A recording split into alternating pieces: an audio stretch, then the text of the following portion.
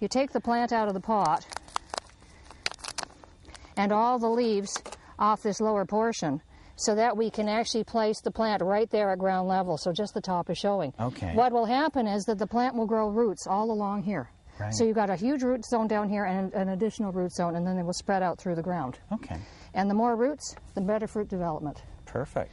Now, this is sort of a unique one. What make is that one? This is called Sicilian saucer.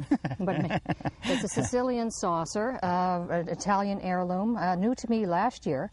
And it is a beautiful flattened beefsteak, kind of an orange-red color, and amazing slicer and flavor. Is that really? Just fabulous. And produces well in our part of the world. Yeah. Sometimes people love the larger tomatoes, but they don't always mature. Oh, okay. Here, so we always are experimenting with varieties that have like quicker maturity dates. Oh, okay. And this is definitely one of the winners, so we're growing it again. Great.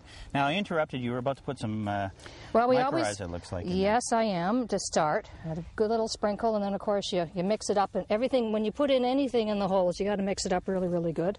Okay. And a little bit of green sand, which is actually green sand. It is, too.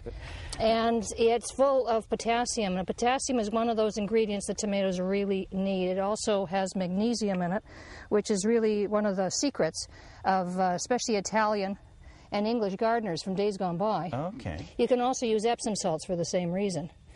And it's really important to have that for your fruit set. Right, okay. So then we bury this little lady right up to where those leaves were.